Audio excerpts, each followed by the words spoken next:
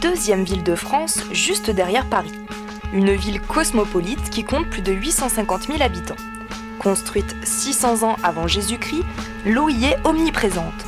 Toute l'année, on s'y baigne, on y pêche et surtout, on l'utilise au quotidien pour entre autres se laver, boire ou manger. Jusqu'au 19e siècle, le système sanitaire des Marseillais laissait à désirer, notamment à cause des infrastructures qui ne permettaient pas l'accès à l'eau potable. Suite à une forte épidémie de choléra, les autorités décidèrent de mettre sur pied un réseau qui donnerait l'accès à l'eau au plus grand nombre. De lourds travaux ont alors été effectués et les efforts demandés ont été colossaux. Il a fallu 15 ans, de 1839 à 1854, pour construire le canal de Marseille avec son tracé long de 84 km. L'eau arrive le 19 novembre 1849 au plateau Longchamp. De 1854 à 1869, 77 km de canalisation et de nouveaux bassins réservoirs sont construits, permettant l'accès à l'eau sur l'ensemble du territoire de la ville.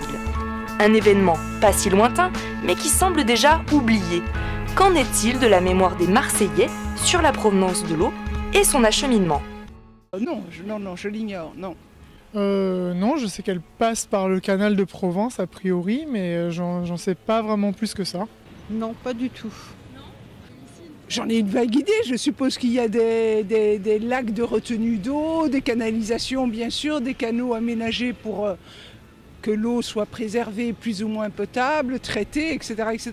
Je pense que ça partirait du bassin de Rialto, il me semble.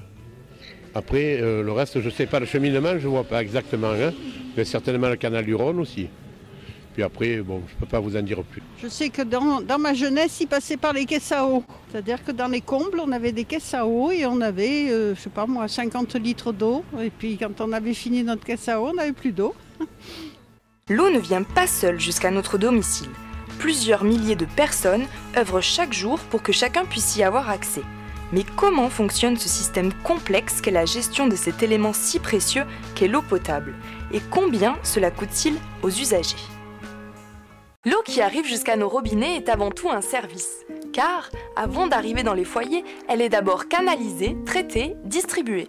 Les eaux sales sont ensuite assainies et rejetées. Tout ce parcours a un coût car il mobilise entre autres du savoir-faire et du matériel.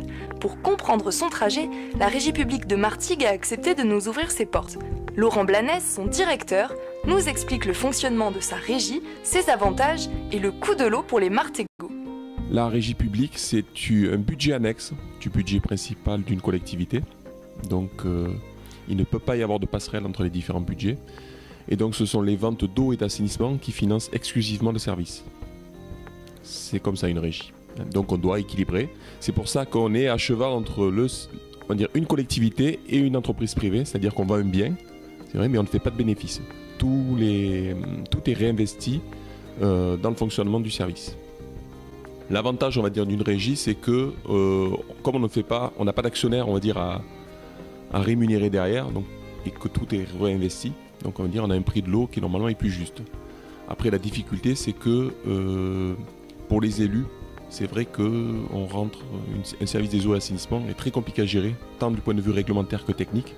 Donc souvent, la facilité, c'est de dire on le délègue au privé. Pour pouvoir comparer le prix de l'eau, l'agence de l'eau a mis en place, on va dire, une règle de calcul. On part sur 120 mètres cubes de consommation à l'année. Donc sur la communauté d'agglomération, ce qui a été décidé, c'est on met un prix un peu moindre pour les petites consommations, c'est-à-dire les gens qui vivent dans des studios, qui ont moins besoin d'eau, donc ils ont un prix plus attractif que ceux qui consomment beaucoup. Et nous aujourd'hui, on a un prix du mètre cube qui est à 2,04 € TTC, c'est-à-dire en comptant bien sûr la TVA, mais également tout ce qui est les redevances agences de l'eau. On y va. Nous sommes allés observer le parcours de l'eau potable de Martigues. Grégory Buravant, technicien, nous explique les différentes étapes techniques de son usine de traitement. Les cours d'eau fournissent une eau brute qui contient des pollutions. Pour la boire, il faut les éliminer. Une fois arrivé à la station de potabilisation, l'eau est d'abord stockée dans une réserve de 3000 m3. Première étape, le dégrilleur. Cela consiste à retenir tous les gros déchets tels que les végétaux. Puis, une série de réactifs sont injectés. À partir de là, l'eau va subir une agitation rapide et lente. Après, elle va être décantée dans des nids d'abeilles. Cela sert à piéger les matières en suspension. Et l'eau va passer dans des filtres à sable. Ensuite, sont injectés toute une série de réactifs pour tuer bactéries et virus. Ce n'est qu'à partir de ce moment-là que l'eau devient buvable. Du chlore est ajouté pour stériliser l'eau qui va être envoyée dans le réseau de distribution à l'aide de pompes. Et, à l'arrivée de ce long circuit, notre robinet. La régie de Martigues est aussi dotée d'un laboratoire à l'intérieur duquel des contrôles et mesures sont effectués. Dans la salle de contrôle, l'automate veille au bon fonctionnement de l'usine en synchronisant tous les équipements. Mais les services de la régie ne s'arrêtent pas là. Il y a aussi le traitement une fois l'eau usée. À ce moment-là, elle est conduite dans des tuyaux jusqu'à l'usine d'épuration afin d'y être traitée et remise dans la nature.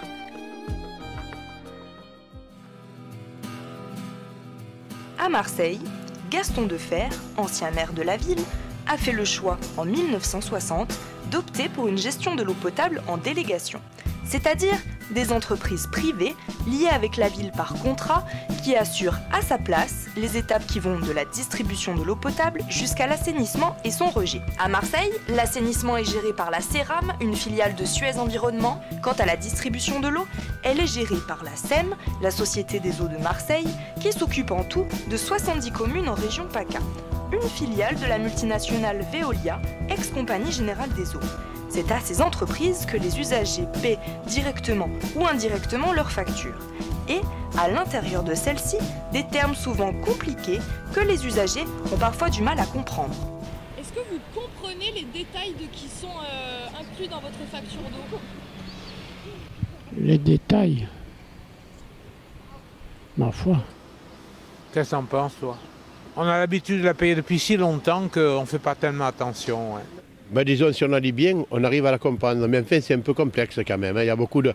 C'est plein d'associations. Alors, c'est l'assainissement, c'est l'autre, c'est celui qui fait le trou. Et puis finalement, on se retrouve avec une facture énorme. Le prix de l'eau, il est, je crois, le premier en France à être aussi élevé. Alors, cette année, il a baissé. Il est passé à 3,14. L'année dernière, il était à 3,25.